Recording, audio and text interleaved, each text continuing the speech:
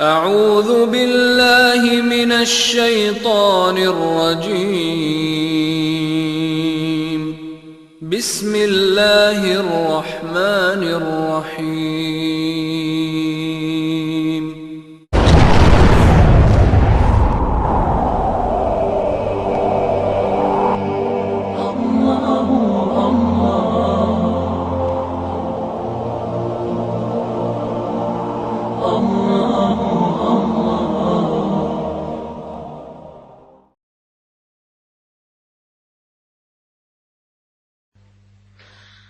مجھے بتاؤ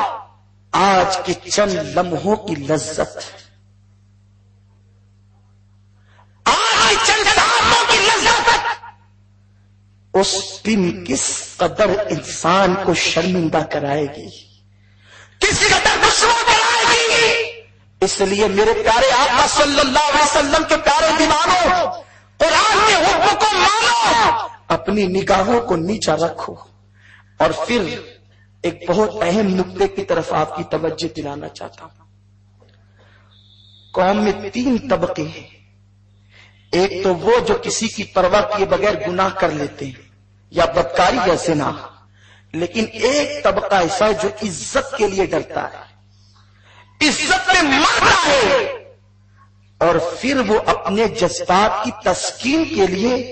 کسی کا سہارا لینے کی بجائے اپنے ہاتھ سے زنا کرتا ہے۔ علامہ آلوسی رحمت اللہ تعالی علیہ اس آیت کریمہ کی تفسیر میں فرماتے ہیں وَيَحْفَظُوا فُرُوجَهُمْ، اپنی شرمگاہوں کی حفاظت کرو۔ اس لفظ کی تشریح کرتے ہوئے مفسر قرآن علامہ آلوسی فرماتے ہیں کہ لوگ اپنی شرمگاہ کو اپنے ہاتھوں سے بار بار مس کرتے ہیں، اور اس طریقے سے وہ اپنے ہاتھ سے اپنے آپ زنا کرتے ہیں، جس کو آج کی دنیا مشت زنی کہتی ہے۔ اب اس کی وعید سنو، اگر کوئی انسان بستر میں تنہائی جرم کرتا ہے، اگر کوئی انسان کمرے میں تنہائی جرم کرتا ہے، اللہ کے رسول صلی اللہ علیہ وسلم فرماتے ہیں قیامت کے دن کچھ لوگ اس طرح اٹھیں گے کہ ان کے ہاتھوں کو حمل ہوگا، ان کے ہاتھ حاملہ ہوں گے۔ صحابہ نے عرض کیا یا رسول اللہ قیامت کے دن کن کے ہاتھ حاملہ ہوں گے؟ تو میرے آقا فرماتے ہیں جو اپنی شرمگاہوں کو بار بار چھیڑتے ہیں، اپنی شرمگاہوں کو بار بار چھیڑنے کا جرم یہ ہوا کہ ہاتھ حاملہ ہو گئے اور وہ ہاتھوں کے ساتھ زنا کرتے ہیں۔ مجھے بتاؤ ان تین تباہیوں کے ساتھ ایک انسان گزرتا ہے جو اپنی نگاہوں کو آوارہ کرتا ہے۔ اس لیے میرے پیارے آقا صلی اللہ علیہ وسلم کے پیارے دیوانوں، مزید حضرت علامہ فیض احمد اویسی رحمت اللہ تعالی علیہ اپنی کتاب میں ارشاد فرماتے ہیں کہ اللہ رب العزت ان لوگوں پر قیامت کے دن ایسا غضب فرمائے گا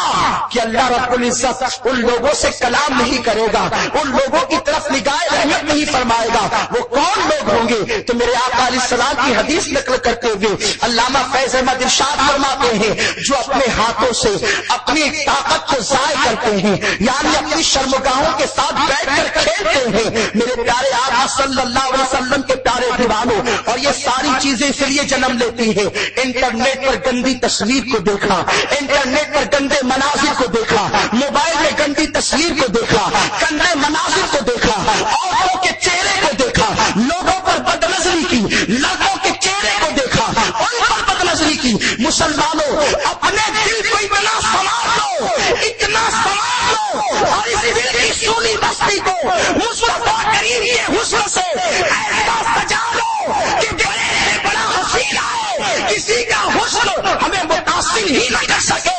جو آئے اسے دیکھ کر یوں لگے ارے اس کا حسن کچھ بھی ہو سکتا ہے، مصطفیٰ کے نیچے جو ذرے آتے ہیں اس کے برابر نہیں ہو سکتا۔ اس طرح ہم اپنے وجود کو گناہوں سے بچا سکتے ہیں۔ آج نوجوان نسل مشت زنی کی بنیاد پر پاگل ہونے کی منزل پر آ گئی ہے۔ انسان پہلے تو، اور علامہ فیض احمد اویسی لکھتے ہیں کہ اگر انسان 40 مرتبہ یہ فیل کر لے تو ساری زندگی کبھی اس سے نجات نہیں پا سکتا،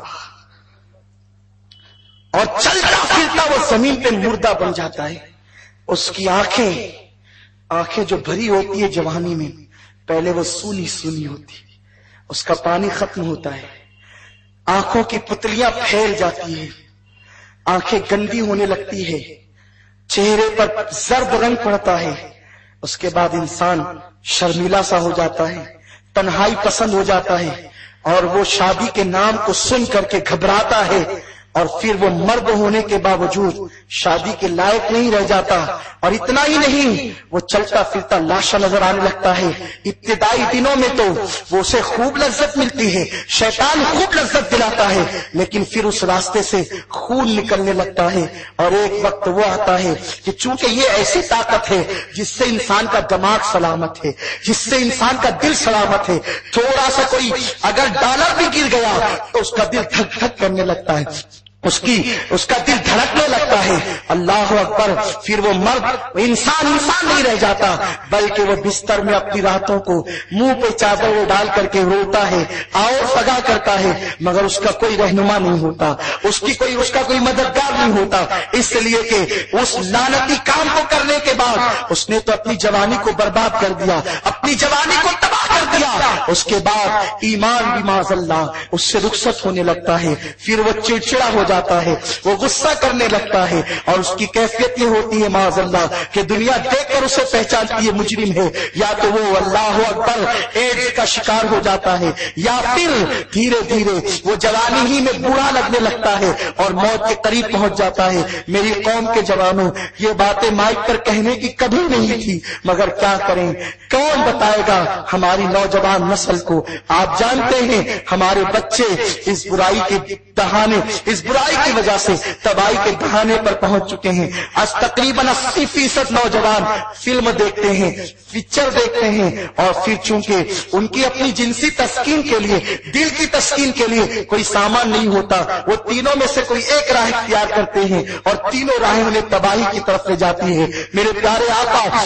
صلی اللہ علیہ وسلم کے پیارے دیوانوں، ایک مقام پر یہ بھی کہا گیا ہے کہ انسان اپنے ہاتھ سے اگر اپنے آپ کے ساتھ زنا کرے، اسے 48 زنا کا وبال اس کے نام اعمال میں لکھا جاتا ہے. اس لیے کہ ایک زنا انسان کو اتنا کمزور نہیں کرتا جتنا یہ برائی اس کو تباہ کرتی ہے، جتنا یہ برائی اس کو برباد کرتی ہے. اے میری قوم کے جوانوں، جوانی بڑی قیمتی سرمایہ ہے، جوانی بڑا عظیم سرمایہ ہے. یہ جوانی ہی ہے جو انقلاب برپا کرنے کے لیے دی جاتی ہے، یہ جوانی ہی ہے جو راتوں میں مسلح پر گزارنے کے لیے دی جاتی ہے، یہ جوانی ہی ہے جو اپنی عقل و تدبیر سے قوم کی الجھی ہوئی زلفوں کو سلجھانے کے لیے عطا کی جاتی ہے. بہت بڑی ضرورت ہے اللہ تبارک و تعالیٰ ان علماء اہل سنت پر رحم و کرم فرمائے جنہوں نے سنی دعوت اسلامی کو ہمارے درمیان پیش کر کے نوجوانوں کو ایک بنا کا فراہم کرتی ہے اور بتا دیا ہے اگر دنیا